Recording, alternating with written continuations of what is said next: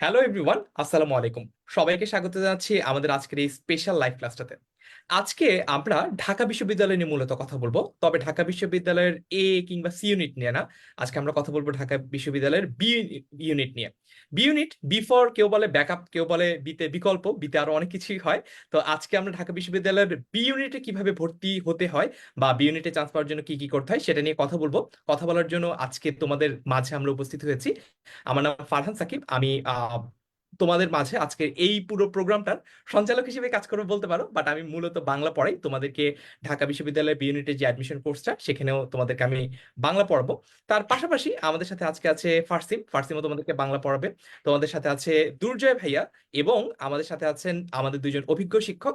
একজন সুমন ভাইয়া, তিনি তোমাদেরকে ইংলিশ পড়াবেন, এবং আরেকজন হচ্ছে অভ্র ভাইয়া। আমি এখন সবাইকে 1 মিনিট করে সময় দিতে চাই, নিজেদের ব্যাপারে যদি কেউ কিছু বলতে চাই তাহলে আমরা বলে ফেলতে পারি। ফার্স্টে আমি যাবো হচ্ছে ফার্স্ট কাছে। ওকে, ধন্যবাদ ফারহান ভাই। আসসালামু আলাইকুম সবাইকে সবাইকে আমন্ত্রণ জানাচ্ছি আমরা আজকের লাইভটাতে। আমি তোমাদের ফার্সিম ভাইয়া। আমি ঢাকা বিশ্ববিদ্যালয়ে পড়াশোনা করছি। আমার 4th বর্ষের মূল ফাইনাল পরীক্ষা শেষ, রেজাল্টের অপেক্ষা করছি, তারপরে গ্রাজুয়েশন কমপ্লিট হয়ে যাবে। ঢাকা বিশ্ববিদ্যালয়ে পরীক্ষা দিয়েছিলাম 2019 সালে। আর সবকিছু মিলিয়ে তোমাদের জন্য অনেক কিছু নিয়ে আমি অপেক্ষা করছি। অল দ্য বেস্ট, দেখা হচ্ছে ক্লাসে।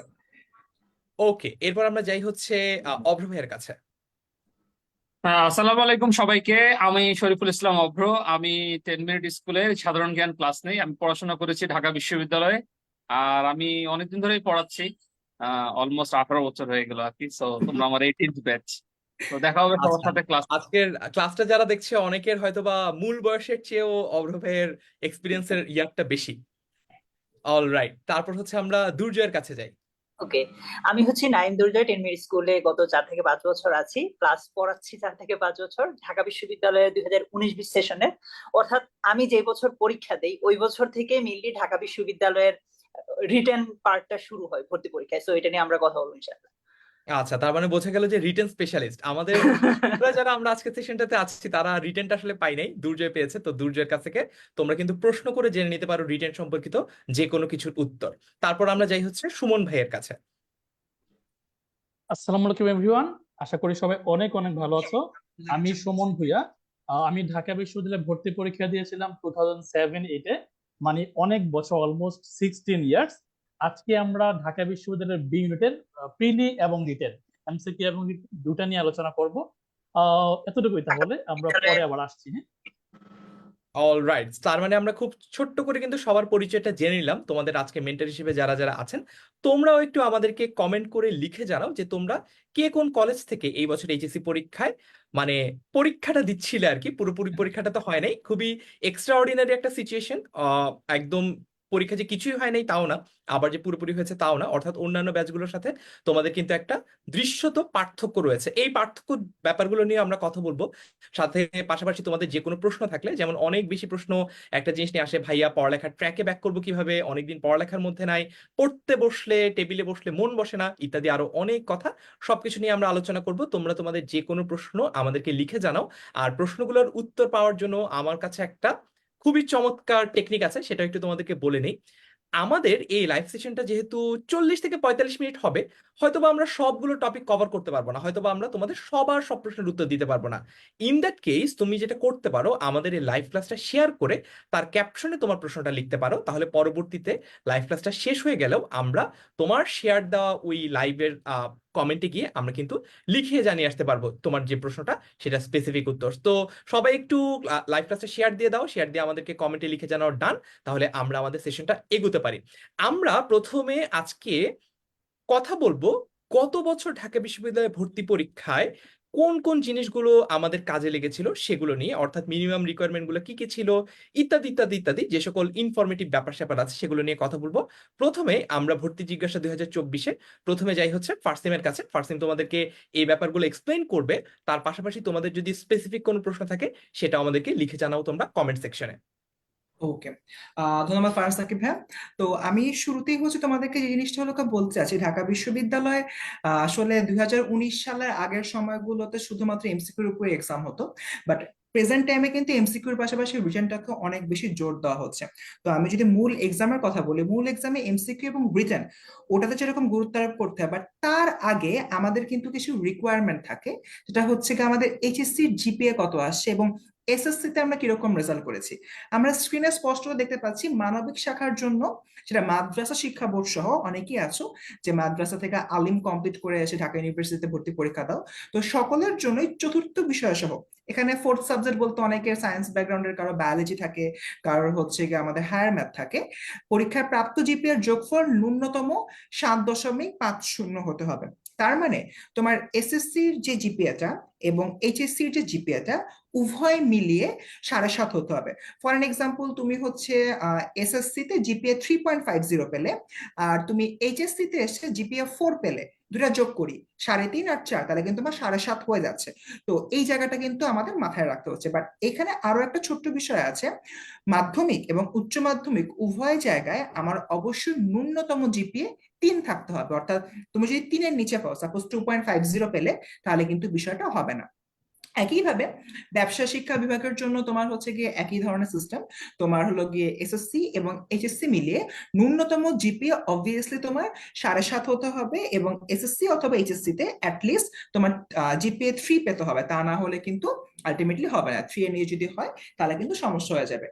পরের স্লাইডটা যদি আমরা দেখি, তাহলে হলো এখানে দেখবো যে আমাদের মানবিক এবং ব্যবসা শিক্ষার পরে বিজ্ঞান শাখা নিয়ে কথাবার্তা বলা হচ্ছে। আমাদের বিজ্ঞান শাখার স্টুডেন্টদের জন্য কিন্তু এই মার্কটা বা যোগফলটা 7.5 না, এটা অ্যাকচুয়ালি 8। দেখা যাচ্ছে যে আমাদের এসএসসি তে ন্যূনতম 3.5 পেতে হবে, মানে এসএসসি বা এইচএসসি তে যে কোনোটাই হোক না কেন ন্যূনতম 3.5 ক্যারি করতে হবে, এবং উভয়ের যোগফল মিলিয়ে আমার কিন্তু আসলে 8 করতে হবে। তো এই জায়গা থেকে আমাদের যে বিষয়টা অবশ্যই মাথায় রাখতে হয়, আমাদের অনেকের মধ্যে একটা কমন প্রশ্ন থাকে, আচ্ছা ভাইয়া আমি তো হচ্ছে এসএসসি তে হলো গিয়ে 3.50 পেয়েছি, আবার এইচএসসি তে আমি 5 পেয়েছি, আমার এসএসসির জন্য কি আমি ভর্তি পরীক্ষা দিতে পারবো নাকি পারবো না? তোমার ভর্তি পরীক্ষায় সিলেকশন হওয়ার যে ক্রাইটেরিয়াটা তুমি কিন্তু ফিল আপ করছো, এটা কোনো প্রবলেম না। বাট একটা বিষয় তোমাদের জন্য পার্টিকুলারলি বলি, যেহেতু হচ্ছে গিয়ে সার্বিক পরিস্থিতির কারণে তোমাদের এবছরের এইচএসসি পরীক্ষাটা সম্পূর্ণরূপে সম্পাদিত হয়নি, তো তোমাদের ক্ষেত্রে রিকোয়ারমেন্টে কিছু পরিবর্তন আসলেও আসতে পারে। সেক্ষেত্রে হয়তো এটার উপরে এমফাসিস করা হতে পারে যে কিভাবে তোমাদের এসএসসি রেজাল্টটা যার যত ভালো তার জন্য একটু হলেও হালকা একটা অ্যাডভান্টেজ থাকার হাই প্রবাবিলিটি রয়েছে। তাই এই বিষয়টা আমি এক্স্যাক্টলি এখন যে নাম্বারগুলো দেখতে পাচ্ছি, এটা তো হলো বিগত বছরে, কিছুটা এই বছরে পরিবর্তন আসতে পারে। আমি এবার দুর্জয়ের কাছে যাচ্ছি বাকিগুলো বলার জন্য। ইয়েস, আচ্ছা, থ্যাংক ইউ দুর্জয়ের কাছে যাওয়ার আগে আমি একটু সবাইকে একটা কুইক র্যাপিড ফায়ার করতে চাই, র্যাপিড ফায়ার রাউন্ড। সেটা হচ্ছে আমি সবার কাছে একটা প্রশ্ন করব, কেউ কেউ অলরেডি পরিচয় দেওয়ার সময় বলে ফেলেছে, তারপর আমাদের স্টুডেন্টদের অনেক আগ্রহ থাকে এই বিষয়টা নিয়ে। এই প্রশ্নটা সবাইকে করব, প্রথমে ফার্স্ট সেমের কাছে এবং এরপরে সবার কাছে ঘুরে আসবে প্রশ্নটা। সেটা হচ্ছে যে আমরা কে কত সালে ভার্সিটি অ্যাডমিশন টেস্ট পরীক্ষাটা দিয়েছি। ফার্স্ট সেম কত সালে ভর্তি পরীক্ষা দিয়েছিস? আচ্ছা, আমি মনে হয় এখানে সবার চেয়ে ছোট, 2019। 2019। আচ্ছা, এরপর হচ্ছে দুর্জয়। আমিও 2019-এই ভাই। আচ্ছা ঠিক আছে, তার মানে সবচেয়ে ছোট হওয়া হলো না ফার্স্ট সেমের। তারপর হচ্ছে আমরা যাই সুমন ভাইয়ের কাছে। সুমন ভাইয়ের অ্যাডমিশন টেস্ট দেওয়া হয়েছে কত সালে? আমি হচ্ছে সেকেন্ড ছোট বলতে শরীফুল ইসলাম অভ্র ভাইয়া হচ্ছে আমার 2 বছরের সিনিয়র। আমি পরীক্ষা দিয়েছিলাম 2007-8 সেশন, অর্থাৎ 8-এ ভর্তি হয়েছিলাম। হ্যাঁ, তখন ক্লাস অল রাইট। আচ্ছা, আমরা তখন স্কুলে পড়ি। আর এরপর হচ্ছে অভ্র ভাই। অভ্র ভাই কত সালে ভর্তি পরীক্ষা দিয়েছেন? 2005-6 সেশনের আমি 6-এ ভর্তি পরীক্ষা দিচ্ছি। আমি শিওর না আমাদের আজকের ক্লাসটা যারা করছে তারা তখন সবার জন্ম হয়েছে কিনা। যাই হোক, আর আমি ভর্তি পরীক্ষা দিয়েছি, আমার এইচএসসি 2015-তে ছিল, 2015 লাস্টের দিকে আমি ভর্তি পরীক্ষা দিয়েছি, মানে 2015 লাস্ট 2016 শুরু, এই রকম সময় মিলিয়ে পরীক্ষাটা দিয়েছি। অলরাইট, সো এরকম আরো মজার মজার কুইক ফায়ার রাউন্ড হবে, এক একটা ছোট ছোট প্রশ্ন করব, এবং তোমরা আমাদের ইনস্ট্রাক্টরদের সম্পর্কে এবং তাদের এরকম রিলেভেন্ট যে জিনিসগুলো, ইনফরমেশন গুলো, মজার মজার টুকরো টুকরো, সেগুলো আমরা জানবো এই সেশনটার মাঝে মাঝেই। এরপর যাচ্ছে দুর্জয়ের কাছে। দুর্জয়। থ্যাংক ইউ ভাই। আমরা সবাই জানি যে আমাদের একটা সময় ঢাকা বিশ্ববিদ্যালয় বি ইউনিটে শুধুমাত্র মানে বি ইউনিটের স্টুডেন্ট মানবিকরাই পরীক্ষা দিতে পারতো। সো এখন কিন্তু আবার ব্যাপারটা একটু ডিফারেন্ট হয়ে গেছে, যে তুমি বি ইউনিট, তুমি ধরো এই ইউনিটের মেনলি ক্যান্ডিডেট, বা তুমি ধরো সায়েন্সে পড়ো কিংবা ব্যবসা শিক্ষায় পড়ো, তুমি কিন্তু চাইলে বি ইউনিটে পরীক্ষা দিতে পারবা। আগে যেটা ডি ইউনিট ছিল, এটা এখন কাইন্ড অফ বি ইউনিট হয়ে গেছে। সো ওই দিকটা বিবেচনায় ঢাকা বিশ্ববিদ্যালয়ের বি ইউনিটের সব মিলিয়ে যদি আমরা আসন সংখ্যা বলি সেটা প্রায় 2934টা। এবার আসো যে আমাদের ভর্তি পরীক্ষার নম্বর বন্টনটা কিরকম হবে। সো এমসিকিউ অংশের জন্য আমাদের তো দুইটা পার্ট এখন, একটা হচ্ছে এমসিকিউ আর একটা হচ্ছে রিটেন। এমসিকিউ অংশের জন্য 60 নম্বর থাকবে আমাদের বরাদ্দ, আর 60 নম্বর আমরা 45 মিনিটের মধ্যে উত্তর করব। 60 নম্বরের মধ্যে বাংলা বা অ্যাডভান্স ইংলিশের 15টা প্রশ্ন 15 নম্বর, জেনারেল ইংলিশের 15টা প্রশ্ন 15 নম্বর, আর জিকে আন্তর্জাতিক প্লাস বাংলাদেশ দুটো মিলিয়েই 30টা প্রশ্ন 30 নম্বর। এই টোটাল হচ্ছে 60টা প্রশ্নের জন্য 60 নম্বর প্লাস 45 মিনিট। আমরা এই তো গেল এমসিকিউ। এবার যদি আমরা লিখিতের পার্টটা দেখি, রিটেনের পার্টটা যেটা নিয়ে স্টুডেন্টরা সবচেয়ে বেশি ভয়ে থাকে, সেটা হচ্ছে 40 নম্বরের জন্য তোমাকে 45 মিনিট দিবে। দেখো এমসিকিউ 60 নম্বরের জন্য 45 মিনিট দিচ্ছে, লিখিত 40 নম্বরের জন্য 45 মিনিট দিচ্ছে। তারপরেও কিন্তু স্টুডেন্টরা লিখিততে এসে মানে নির্দিষ্ট সময়টাতে শেষ করতে পারে না আর কি। তো লিখিততে বাংলার জন্য 20 নম্বর, আর যারা ইলেকটিভ ইংলিশ তাদের জন্য, ইলেকটিভ ইংলিশ বলতে এটা অ্যাডভান্সড ইংলিশ আর কি মেনলি, তাদের জন্য 20 নম্বর, জেনারেল ইংলিশেরও 20 নম্বর। লিখিততে কিন্তু আবার জিকে নাই। এমসিকিউর জন্য তুমি জেনারেল নলেজ আছে, বাট লিখিততে কিন্তু আবার জেনারেল নলেজটা নাই। এই ছিল তোমার আগের 60 নম্বর, এখন 40 নম্বর। এই হচ্ছে টোটাল 100 নম্বর। আরো 20 নম্বর আছে, আমরা একটু পরের স্লাইডটাতেই দেখবো এটা। ওই 20 নম্বরটা একটু পর আমরা দেখছি। হ্যাঁ, তার আগে একটু বলি যে আমাদের মেধা স্কোরের ভিত্তিতে যে মেধা তালিকাটা তৈরি হবে সেটা কিভাবে হচ্ছে। ধরো তুমি মানবিক শাখা থেকেই বি ইউনিটে পরীক্ষা দিচ্ছ, তো এটার জন্য একটা মেধা তালিকা হবে। তুমি বি ইউনিটে পরীক্ষা দিচ্ছ বাট তোমার বিভাগ ছিল ধরো বিজ্ঞান, সেটার জন্য আরেকটা মেধা তালিকা হবে। তুমি বি ইউনিটে পরীক্ষা দিচ্ছ বাট তোমার বিভাগ ছিল ধরো ব্যবসা শিক্ষা, সেটার জন্য আরেকটা মেধা তালিকা হবে। তো একটু আগে আমি বলছিলাম যে আমরা যদি পরের স্লাইডে যাই, একটু আগে কিন্তু আমি বলছিলাম যে আমাদের টোটাল 120 নম্বরের পরীক্ষাটা হবে। তার মধ্যে আমি 60 নম্বর তোমাদেরকে দেখিয়ে 100 নম্বর দেখিয়েছি, যে এমসিকিউ 60 মার্ক আর হচ্ছে লিখিত 40 মার্কস। আর বাকি 20 নম্বরের মধ্যে এসএসসির হচ্ছে 10 নম্বর, এইচএসসির হচ্ছে 10 নম্বর। এই টোটাল হচ্ছে 120 নম্বর। তোমাদের মনে এখন অনেক কনফিউশন থাকতে পারে যে ভাইয়া এসএসসির 10 নম্বর কিভাবে আসতেছে, এইচএসসির 10 নম্বর কিভাবে আসছে।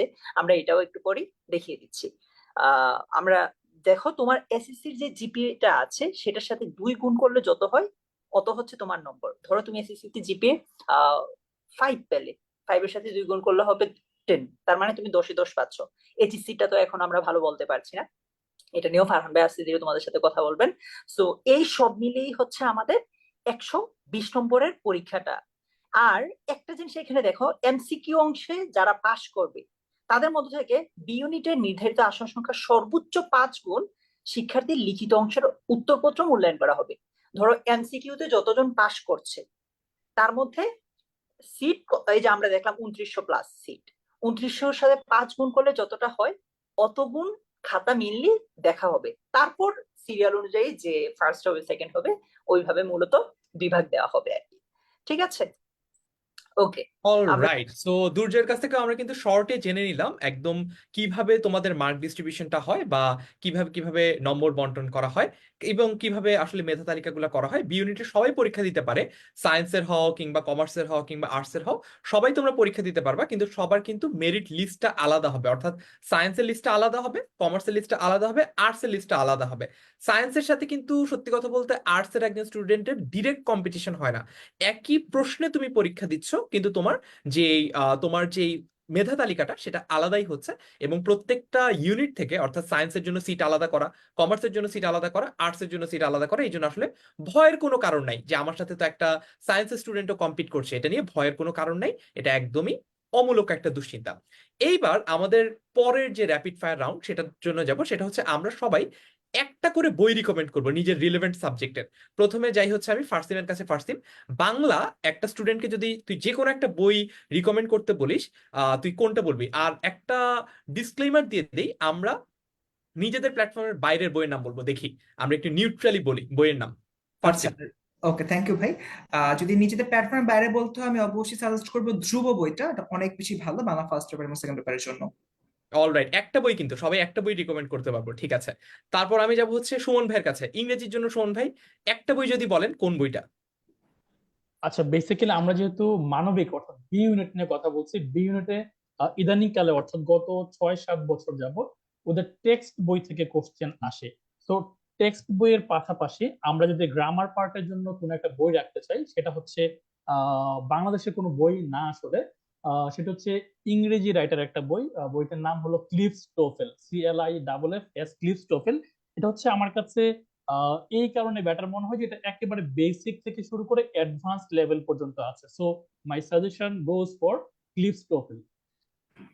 অল রাইট, ক্লিফস্টোফেল একটা হলুদ মলাটের বই, তোমরা দেখলেই চিনতে পারবা, একদম ক্যাটক্যাটা হলুদ রঙের, মানে বাজারে অনেকগুলো বইয়ের মাঝেও তাকালে যে ওই বইটা দেখা যায়, অনেক দৃশ্যমান একটা বই আর কি। তারপর যাই হচ্ছে অভ্র ভাইয়ের কাছে। অভ্র ভাই, জেনারেল নলেজের জন্য কোন একটা বই আপনি সাজেস্ট করবেন? কারণ ভাই যেহেতু বলে দিল যে যে কোনো একটা বই আমাকে বলতে হবে, শুরুতে আমি একটা বই বলবো, কিন্তু তারপর আমি একটু বলে নিই জেনারেল নলেজের বইটা আসলে সবসময় বাজারের ম্যাক্সিমাম বই একরকম, সাজানোর উপরে আসলে জেনারেল নলেজ বইয়ের ভালো এবং খারাপটা নির্ভর করে, এবং যেগুলো ব্যাখ্যা থাকে যেগুলোতে, সেটা কিন্তু খুবই ভালো, যে MCQ গুলো বা যে জায়গাটাতে ব্যাখ্যা থাকে। বাট এরপরেও যদি বলি জোবায়ের জিকে তোমরা দেখতে পারো, বাট এছাড়াও আরো বাজারে আরো অনেক ভালো বই আছে, সেগুলো তোমরা দেখবা। কারণ সাধারণ জ্ঞান আসলে ইনফরমেশন, তো এটা যে যত সাজায়, যে ইনফরমেশনটা আসে, যেমন বাংলাদেশের যদি এখন বর্তমানে পরবর্তী নির্বাচন নিয়ে বা নির্বাচন রিলেটেড বিষয় নিয়ে বা তত্ত্বাবধায়ক সরকার বর্তমানে দায়িত্ব নিচ্ছে, এগুলো নিয়ে কোনটা বেশি আপডেট তথ্য দেয়, সব বইতে একই রকমই থাকে, কে সাজায় ভালো, কে অপ্রয়োজনীয় ইনফরমেশন গুলো বাদ দেয়, সেটার উপরে নির্ভর করে। তারপরে যেহেতু ফারহান ভাই একটা সাজেস্ট করতে বললো, আমি একটা সাজেস্ট করলাম আর কি। অল রাইট, তারপর আমরা কিন্তু এরপরে স্টুডেন্টদের কাছ থেকে কোশ্চেন নিব, তোমরা একটু কমেন্টে তোমাদের স্পেসিফিক প্রশ্নগুলো লিখে জানাও। তারপর হচ্ছে তাহলে সবার তো বলা হয়ে গেছে, দুর্জয়, দুর্জয়ের বই কোনটা ভাই আমি রেকমেন্ডেশন? আমি সুমন ভাই যেগুলো বলছে ওইগুলোই মনে মনে প্ল্যান করে রাখলাম যে ওইগুলো বলবো, যে টেক্সট বুক আচ্ছা, ক্লিফ সুমন ভাই পেপার। এই বইটার কথা বলতে, বেসিক্যালি এই যে ইয়েস ইয়েস, এই বইটার কথা বলছে। রাইট, হ্যাঁ এটা। এক্স্যাক্টলি এক্স্যাক্টলি সেম আমি সেম। বাংলা পড়াই কিন্তু আমার কাছে আছে এই বইটা, এত ভালো। অনেক ভালো একটা বই, হ্যাঁ। অনেকের জন্য এটা বোঝা একটু কঠিন, তাদের জন্য আমি রিকমেন্ড করব যে আমাদের ইংলিশ ফর কম্পিটিটিভ এক্সাম বইটাও নিতে পারে, আমাদের বলতে মানে বাজারের ইংলিশ ফর কম্পিটিটিভ এক্সাম বইটাও নিতে পারে, কিংবা মাস্টার, এই দুইটার কোনো একটা নিতে পারে আমার কাছে মনে এই হচ্ছে। নাইম দুর্য, আমি কিন্তু English for competitive exam 3 number রেখেছিলাম, হ্যাঁ। যেহেতু আমাকে একটা কথা বলা হয়েছে, তো আমি কিন্তু বেশি আর বলি নাই, হ্যাঁ। আমি 3 নাম্বারে যাই নাই, 3 নাম্বারটা কিন্তু ছিল ইংলিশ ফর কম্পিটিটিভ এক্সাম।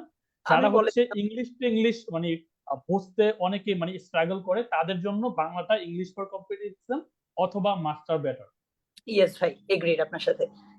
আচ্ছা, তবে দুর্জয়ের যেটা সমস্যা, সেটা আমাদের স্টুডেন্টদেরও সমস্যা, সেটা হচ্ছে প্রশ্ন না বুঝে উত্তর করা। সুমন ভাই কিন্তু প্রশ্নটা ঠিকঠাক মতো বুঝে উত্তর করছে, কারণ প্রশ্ন ছিল, ইনস্ট্রাকশন ছিল একটা বইয়ের নাম বলা যাবে। দুর্জয় কিন্তু এখানে অপশন দিচ্ছে যে এইটাও হয়, ওইটাও হয়, সবই হয়, এরকম অপশন দিচ্ছে। এটা করা যাবে না, ঠিক আছে? আমাদের স্টুডেন্টদের জন্য বলছি যে এইটা করা যাবে না, প্রশ্ন ভালো মতো পড়তে হবে। অলরাইট, সো আমার পালা চলে আসলো। আমি আসলে 10 মিনিট স্কুলের বি ইউনিটের কোর্সের সাথে আমরা যে লেকচার শিটগুলো তোমাদেরকে প্রোভাইড করবে, সবগুলো বই আমরা পড়েছি, কম বেশি পড়েছি, কখনো না কখনো জীবনে কোনো না কোনো ক্ষেত্রে পড়িয়েছি। সবগুলো পড়ার অভিজ্ঞতা থেকে আমরা আমাদের লেকচার শিটগুলো তৈরি করেছি। এই লেকচার শিটগুলো যদি তোমরা ফলো করো, ইনশাল্লাহ তোমাদের সবকিছুই কভার হবে। সো এইটা নিয়ে দুশ্চিন্তার কোনো কারণ নাই। কিভাবে কি লেকচার শিট পড়া হবে সবকিছুই আমরা সামনে আলোচনা করবো। আমি কিছু প্রশ্নে চলে যেতে চাই, দেখি আমরা আমাদের স্টুডেন্টরা প্রশ্ন কি কি করেছে। আচ্ছা, কেউ কেউ ডিরেক্টলি বাংলা বইয়ের নাম জিজ্ঞেস করছে, অভিযাত্রী বইটা কেমন হবে? অভিযাত্রী বইটাও ভালো, তোমরা চাইলে যে কোনো একটা বাংলা বই ফলো করো। দেখো, একটা প্রবলেম হয় কি, আমরা অনেকগুলো বই কিনি, ভাবি যে এটাও পড়বো, এটাও পড়বো, এটাও পড়বো, এটাও পড়বো, কিন্তু সবশেষে কোনোটাই আসলে প্রপারলি পড়া হয় না। এই জন্য তোমাদের জন্য সাজেশন হচ্ছে যে যে কোনো একটা বই নাও। দেখো, একই বই পড়ে কেউ পরীক্ষায় ফার্স্ট হয়, আবার সেম বইটা পড়ে কেউ কিন্তু পরীক্ষায় ফেলও করে। তার মানে একটা বই তুমি কি করছো, এটা হয়তো বা তোমাকে একটা প্রপার গাইডলাইনে, একটা রাইট ট্র্যাকে রাখতে পারে, কিন্তু দিন শেষে তুমি রেসটা শেষ করতে পারবা কি পারবা না, সেটা কিন্তু তোমার লেগে থাকার উপর নির্ভরশীল। কারণ আমরা সবাই জানি যে admission test is not a sprint, this is the marathon basically. So আমি কিছু প্রশ্ন যদি দেখি, আচ্ছা, কোন কোন টপিক বেশি গুরুত্বপূর্ণ সেটা নিয়ে আমরা আলোচনা করব। আমাদের সামনের কিছু ওরিয়েন্টেশন লাইভ আছে বি ইউনিট সেন্ট্রিক, সেখানে আলোচনা করব। আজকের সেশনটা আসলে পুরোপুরি ভর্তি পরীক্ষার একদম স্পেসিফিক ইনফরমেশন গুলো নিয়ে আর কি, কোন কোন টপিকের আলোচনা, এটা নিয়ে আমরা পরে কথা বলবো। আচ্ছা, তারপর দেখি কোর্সটা শুরু কবে থেকে। ভালো একটা প্রশ্ন এসেছে। কোর্স শুরু হবে হচ্ছে 15 সেপ্টেম্বর থেকে আমাদের পেইড ক্লাস হবে, তবে এর আগেই আমাদের পেজ এবং আমাদের university admission helpline HSC 24 batch, এই যে গ্রুপটা রয়েছে, ফ্রি গ্রুপ, পাবলিক গ্রুপ, এইখানে তোমরা আমাদের ওরিয়েন্টেশন লাইভগুলো পাবা। ওই ওরিয়েন্টেশন লাইভে আমরা কথা বলবো যে কোন কোন টপিকগুলো গুরুত্বপূর্ণ, কোন কোন বইগুলো ভালো। আজকে সবাইকে একটা করে বইয়ের নাম বলার সুযোগ দিয়েছি দেখে সবাই হয়তো বা একটা বই বলেছে সবচেয়ে ভালো যেটা তার কাছে মনে হয়, কিন্তু আমরা এরকম যখন ওরিয়েন্টেশন লাইভ করবো তখন আমরা এটা নিয়ে কম্পারেটিভ আলোচনা করবো যে আচ্ছা, যে অলরেডি ইংলিশে ভালো তার জন্য হয়তো বা ক্লিফস্টোফেল বইটা ভালো হয়, কিন্তু যার হয়তো বা ইংলিশের বেসিকটাই অত ভালো না, যে ইংলিশে লেখা একটা বই পড়ে যে বুঝবে না, তার জন্য হয়তো বা মাস্টার বইটা ভালো হয়। তো এইরকম যে আলোচনাগুলো, সেগুলো আমরা ওরিয়েন্টেশন লাইভে করব। অলরাইট, তারপর দেখি এরপর আর কোন প্রশ্নগুলো করে ফেলো, একটু প্রশ্নগুলো সবাই একটু করে ফেলো, আমি প্রশ্নগুলোর উত্তর দিয়ে দেই ঝটপট। আচ্ছা, আর একটু বন্ধুদেরকে কমেন্টে মেনশন করে দাও, ক্লাসটা শেয়ার করো যাতে বাকি বন্ধুরাও জয়েন করতে পারে। একা একা তোমার কলেজ থেকে ঢাকা বিশ্ববিদ্যালয়ে পড়তে গেলে অ্যাটলিস্ট যাতায়াত ভাড়াটাও বেশি লাগবে, ঠিক আছে? দুইজন মিলে আসা যাওয়া করলে ভাড়াটাও শেয়ার করে কমাতে পারবে। এই জন্য বন্ধুদেরকে, একা একা ঢাকা বিশ্ববিদ্যালয়ে রওনা দিও না, বন্ধুদেরকেও নিয়ে যাওয়ার চেষ্টা করো, ইনশাল্লাহ জীবনে ফারহান ভাই, অনেক সুযোগ সুবিধা ভালো করতে পারবে। আচ্ছা, আজিম বলেছে যে রিটেন অংশে কি কি বিষয়ের উপর গুরুত্ব দেওয়া উচিত। 1 মিনিট সময় দিব ফারসিমকে, 1 মিনিট সময় দিব দুর্জয়কে। রিটেনের জন্য একদম টপ প্রায়োরিটি কোনগুলা? রিটেন পার্ট বাংলা বলবে ফারসিম, আর ইংলিশ বলবে দুর্জয়। ঠিক আছে, ধন্যবাদ। ব্রিটেনের জন্য একদম টপ প্রায়োরিটি নাম্বার 1 তোমার হচ্ছে ইংরেজি থেকে বাংলা ট্রান্সলেশনটা খুবই গুরুত্বপূর্ণ। নাম্বার 2 সারাংশ সারমর্ম অনেক বেশি গুরুত্বপূর্ণ। এবং নাম্বার 3 তোমাদের বাংলা ব্যাকরণের ব্যাকরণিক শ্রেণী বিভাগ, যেটা মানে একটা প্যাসেজ দেওয়া থাকে, প্যাসেজ থেকে আন্ডারলাইন করে বের করতে হবে কোনটা বিশেষ্য কোনটা সর্বনাম। এই 3টা জিনিস অনেক বেশি গুরুত্বপূর্ণ, প্রায় সময় এটা এসে থাকে। দুর্জয়। ইংলিশের ক্ষেত্রে নাম্বার 1 প্যারাগ্রাফ, নাম্বার 2 এক্সপ্লেনেশন, না নাম্বার 2 তে আমি এক্সপ্লেনেশন রাখবো না, নাম্বার 2 তে হচ্ছে sentence making, number 3 explanation, number 4 gap filling with and without clue. শেষ। এগুলো সবচেয়ে বেশি গুরুত্বপূর্ণ। অলরাইট, এইবার আমরা একটু অভ্র ভাইয়ের কাছে যাব এবং সুমন ভাইয়ের কাছে যাব একটা পার্টিকুলার স্ট্র্যাটেজি নিয়ে কথা বলতে। আমরা স্লাইডে দেখতে পাচ্ছি যে আমাদের একটা ভুল উত্তরের জন্য 0.25 নম্বর করে কাটা যায়, অর্থাৎ প্রতি 4টা ভুল উত্তরের জন্য একটা সঠিক প্রশ্নের যে নম্বর আমার প্রাপ্য ছিল, পাওনা ছিল, সেই নম্বরটা কেটে ফেলা হয়, ঠিক আছে? এই যে নেগেটিভ মার্কিংটা, এই নেগেটিভ মার্কিং এর সাথে আমাদের শিক্ষার্থীরা প্রথমবারের মতো পরিচিত হচ্ছে, কারণ এর আগে আমরা যখন বোর্ড পরীক্ষাগুলো দিয়েছি এসএসসি বা এইচএসসি, তখন আমাদের নেগেটিভ মার্কিং ছিল না, আমরা সব পারি না পারি সবকিছু আমরা দিয়ে আসার চেষ্টা করতাম। এখন আমি একটু অভ্র ভাইয়ের কাছে যাই, যে অভ্র ভাইয়ের আসলে সাজেশনটা কি, একটা স্টুডেন্ট এই নেগেটিভ মার্কিং এর রিস্কটা কিভাবে সে মিটিগেট করতে পারে। এরপর আমি যাব হচ্ছে সুমন ভাইয়ের কাছে। কারণ ভাই নেগেটিভ মার্কিং সবচেয়ে বেশি মানুষ কনফিউজড হয় আমার কাছে মনে হয় জিকের ক্ষেত্রে, কারণ জিকের প্রত্যেকটা লাইনে এক একটা ইনফরমেশন। তো খুব সহজে যদি বলি সেটা হলো প্র্যাকটিস করতে হবে প্রচুর পরিমাণে। আর আমি যেটা খুব বেশি দেখি যে ছেলেমেয়েরা শুরুতে এমসিকিউ প্র্যাকটিস করে, তো তাদের কাছে আমার সাজেশন থাকবে আমাদের লেকচার শিটে যে পিডিএফ গুলো থাকবে বা আমরা যে জিনিসগুলো দিব সেগুলো ভালো করে পড়া শেষ হওয়ার পরে বারবার রিডিং দেওয়ার পরে তারপর তারা এমসিকিউ গুলো প্র্যাকটিস করবে। প্লাস তারা হচ্ছে প্রচুর পরিমাণে মডেল টেস্ট এবং এক্সাম, যে ক্লাস টেস্ট, মান্থলি টেস্ট এবং শেষে যে আমরা মডেল টেস্ট গুলো নেই, এগুলো খুব দরকার। কারণ অনেক সময় আমি দেখেছি যে ওরা অনেকে লাস্টের দিকে গিয়ে শুধু অল্প কয়টা টেস্ট দিয়ে সরাসরি পরীক্ষার হলে যায়, সো তার গ্যাপটা থেকে যায় এবং তার কনফিউশনটা ওখানে এরাইজ করে এবং সেজন্য তার নেগেটিভ মার্কিংটা হয়। সো আমার রিকোয়েস্ট থাকবে প্রত্যেকটা স্টুডেন্টের কাছে যে তোমরা প্রচুর পরিমাণে টেস্ট দিবা, মডেল টেস্ট দিবা, ক্লাস টেস্ট দিবা, প্লাস আমাদের লেকচার শিটের মধ্যে যে টেস্ট গুলো থাকে বা যে এমসিকিউ গুলো থাকে সেগুলো সলভ করবা। এবং আরেকটা বিষয় বলে রাখি, 10 মিনিট স্কুলে যদি তোমরা ক্লাসগুলো দেখে থাকো, প্রিভিয়াস ক্লাসগুলো আমরা কিন্তু আমাদের স্লাইডে, বিশেষ করে সাধারণ জ্ঞান স্লাইডে আমরা প্রচুর এমসিকিউ রাখি এবং সেই এমসিকিউ গুলো ক্লাসে আমরা প্রতিটা টপিকের পরপর ইম্পর্টেন্ট এমসিকিউ গুলো সলভ করাই বেশিরভাগ, এবং শেষেও অনেক এমসিকিউ রাখি। কারণ ওই যে নেগেটিভ মার্কিং এর যে কনফিউশনের কারণে হয়, সে কনফিউশনটা যাতে না হয়। আমি একটা ছোট্ট উদাহরণ দিব, খুবই ছোট। সচিন টেন্ডুলকার জীবনের লাস্ট ম্যাচে যখন তার এজ 40, তাকে জিজ্ঞেস করেছিল যে আপনি এই জীবনের শেষ ম্যাচের লাস্ট ইনিংসে যখন খেলতে যাবেন সেখানে আপনি কেন প্র্যাকটিস করছেন? বলে প্র্যাকটিস আমাকে আরো পরিণত করে এবং প্র্যাকটিস করলে হয়তো আমি সেঞ্চুরির দিকে পৌঁছে যেতে পারবো। উনি সেঞ্চুরি করতে পারেন নাই, উনি হাফ সেঞ্চুরি পর্যন্ত চলে গিয়েছেন। তো যে লোকটা জীবনের লাস্ট ম্যাচেও সে প্র্যাকটিস করে তারপরে নামে, সকালবেলা মর্নিং এ প্র্যাকটিস করে। তো আমি স্টুডেন্টদেরকে বলবো যে কোনো এক্সাম দেওয়ার আগে তোমার প্র্যাকটিসটা খুবই ইম্পর্টেন্ট, এবং ঢাকা ইউনিভার্সিটি অ্যাডমিশন টেস্টে তুমি যত প্র্যাকটিস করবা, যত এক্সাম দিবা, তত তোমার নেগেটিভ মার্কিং পাওয়ার সম্ভাবনা কমবে, কারণ তোমার কনফিউশন ক্লিয়ার হবে অনেক বেশি। থ্যাংক ইউ ফারহান ভাই। অলরাইট, এরপর যাবো হচ্ছে সুমন ভাইয়ের কাছে। সুমন ভাই, এই যে 0.25 করে প্রতিটা ভুল উত্তরের জন্য কাটা হচ্ছে, এইটাকে কিভাবে একজন স্টুডেন্টের ট্যাকেল করা উচিত, বা আপনি কিভাবে এই স্ট্র্যাটেজিটা ঠিক করেছিলেন? আচ্ছা, আমি একটু যদি আমার কথা বলি, 2007 and 2008 এর কথা এটা। ঢাকা বিশ্ববিদ্যালয়ের ডি ইউনিট, তখন 4টা ইউনিট ছিল, এ বি সি ডি। আমি সায়েন্সের স্টুডেন্ট ছিলাম, ডি ইউনিটে পরীক্ষা দেওয়া লাগতো। তো আমাদের সময় 30 করে মার্কস ছিল, বাংলা 30, ইংরেজি 30, general knowledge, Bangladesh affairs 30, international affairs 30, অর্থাৎ 120 ছিল। আমি যখন কোচিং এ মডেল টেস্ট দিতাম, আমি সর্বদা একটা জিনিসকে প্রায়োরিটি দিতাম যে 0.25 নাকি 0.50 নাকি কি, ওইটা আমি কখনই দেখতাম না। আমি দেখতাম যে এই কোশ্চেনটার মধ্যে আমার কিছু অপশন বা কিছু কথাবার্তা মানে মোটামুটি কমন আছে কিনা। যদি একেবারেই দেখতাম যে কমন না, তাহলে আমি ওটা স্কিপ করতাম। তো এই ক্ষেত্রে আমার নিজের পরীক্ষাটা 120টা 120 হচ্ছে মার্কস ছিল, কিন্তু কোশ্চেন ছিল হচ্ছে 100টা আমাদের সময়। তো প্রতিটা কোশ্চেনের জন্য 1.20 করে ছিল। তো আমি 120টা থেকে I can clearly remember the question, I can clearly remember the day, যে আমি 111টা কোশ্চেন দাগিয়েছিলাম। মানে 9টা কোশ্চেন আমি ছেড়ে দিয়েছিলাম জাস্ট, যেগুলো কিনা বেশিরভাগই ছিল বাংলা এবং ইন্টারন্যাশনাল অ্যাফেয়ার্স, একেবারেই আমি জীবনও দেখি নাই। ওই 111-র মধ্যে কিন্তু আমি 81 দশমিক মানে 81.75 পেয়েছিলাম। 120-এর মধ্যে 81.75। ইভেন ইফ আমি এটা যদি আরেকটু বলি যে 0.25 নয়, শুধু বিসিএস পরীক্ষা কিন্তু 0.50 থাকে। আমি আমার বিসিএস এর স্টুডেন্টদেরকে বলি, ইভেন আমি নিজে যখন বিসিএস পরীক্ষা দিই তখনও 0.50 আমি দেখি না।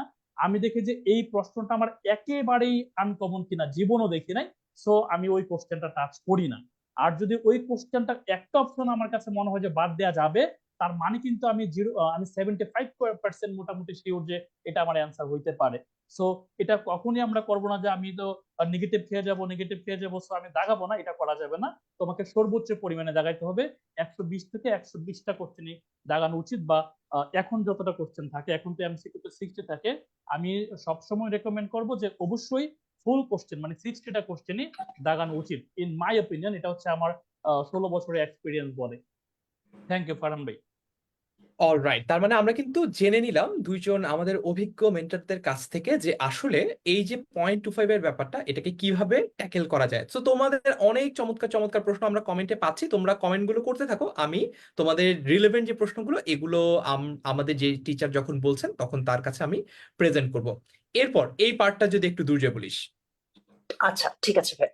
সো আমরা ঢাকা বিশ্ববিদ্যালয়ে বি ইউনিটে যদি পরীক্ষা দেই, একজন একটা কোয়েশ্চেন করছিল যে ভাইয়া আমি সি ইউনিট থেকে কি বি ইউনিটে পরীক্ষা দিতে পারবো কিনা। অবশ্যই পারবে। তো বি ইউনিটে পরীক্ষা দিলে এই যে স্ক্রিনে যে সাবজেক্ট গুলো দেখছো এগুলোই মেইনলি মোটা দাগে এই সাবজেক্ট, এর বাইরে অনেক সাবজেক্ট আছে, ওইগুলো মেইনলি বি ইউনিটে পরীক্ষা দিলে তুমি এগুলো পাবে। এখানে ভাই আমি তাজিমের একটা কোয়েশ্চেনের উত্তর দিতে চাই। তাজিম জিজ্ঞেস করছিল যে ভাইয়া আমাদের 15 তারিখ থেকে যদি ক্লাস হয় তাহলে এই দিনগুলো আমরা কি করব 15 তারিখের আগ পর্যন্ত। তো আমি ইংলিশের ক্ষেত্রে আমি একটু সাজেশন দিব, প্লাস সুমন ভাইকে রিকোয়েস্ট করবো আমার পর যদি ভাই একটু বলে। আমি বলবো যে ইংলিশের ক্ষেত্রে তুমি এই 15 তারিখের আগ পর্যন্ত প্লিজ বেসিকটা ক্লিয়ার করে নাও, যাতে করে তোমাকে যখন ইংলিশের মূল ক্লাসগুলো আমরা করাবো কোর্সে, তখন যাতে তোমার এইটা মনে না হয়, আমি তাজিম সহ সবাইকে বলছি, এটা মনে না হয় যে ভাই আমি একদমই বুঝতে পারছি না। So parts of speech, sentence, tense, এই রিলেটেড যে বেসিক টপিক গুলো আছে এগুলোতে একটু ভালো দক্ষতা অর্জন করে ফেলা উচিত এই 15 তারিখের আগ পর্যন্ত। এটা আমার সাজেশন থাকবে। সুমন ভাই আপনি যদি একটু বলতেন। আচ্ছা, এই ক্ষেত্রে আমার সাজেশন যেটা হবে, যেহেতু আমরা এখন ফ্রি আছি, আমরা টিচারের সাহায্য ছাড়া যেই পড়াগুলো সে কমপ্লিট করতে পারবো সেটাতে আমাদের এমফাসিস করা উচিত। যেমন মেমোরাইজিং পার্ট, আমি যদি গত বছর ঢাকা বিশ্ববিদ্যালয়ের বি ইউনিটের কোশ্চেনটা একটু চেক করি, স্পেলিং আসছে একটা, তারপর অ্যান্টোনিম আসছে একটা, সিনোনিম আসছে একটা, আর প্রেপোজিশন আসছে একটা। সো এগুলো হচ্ছে মেমোরাইজিং পার্ট। এই মেমোরাইজিং পার্ট এগুলো কিন্তু আমাদের টিচার দরকার নাই। এই মেমোরাইজিং পার্ট গুলো কোনগুলো? Preposition, vocabulary, synonym, antonym, phrase, idiom, প্রবাদ বাক্য, তারপর হচ্ছে স্পেলিং। এই মেমোরাইজিং পার্ট গুলো আমরা অ্যাটলিস্ট 5 থেকে 7টা প্রশ্ন পাবো। এগুলোর জন্য আমার টিচার দরকার নাই, এগুলো হচ্ছে আমরা আপাতত পড়াটা আগায় রাখতে পারি। আর বেসিক যাদের একেবারে দুর্বল, দুর্জয়ের সাথে আমি হচ্ছে সুর মিলিয়ে বলতে চাই, যাদের বেসিক দুর্বল, যেমন পার্টস অফ স্পিচ চিনি না, নাউন কোনটা, প্রনাউন কোনটা, অ্যাডজেক্টিভ কোনটা, নাউনের প্রকারভেদ বুঝি না, হ্যাঁ, প্রপার কোনটা, কমন কোনটা, এই কমন বিষয়গুলো যেগুলো খুবই বেসিক, এই বিষয়গুলো যদি আমরা আপাতত জেনে যাই, তাহলে টিচার যখন ক্লাস নিবে তখন আমাদের জন্য বেটার হবে টিচারকে আন্ডারস্ট্যান্ড করতে পারা বা টিচারকে বুঝতে পারাটা। সো এতটুকুই। অনেক অনেক ধন্যবাদ দুইজনকেই, দুর্জয়কে এবং সুমন ভাইকে। সো আমরা এটাও জেনে নিলাম যে আসলে আমাদের মেইন ক্লাস তো শুরু হবে 15 সেপ্টেম্বর, বাট 15 সেপ্টেম্বরের আগেও কিন্তু আমাদের অনেক কিছু করার আছে।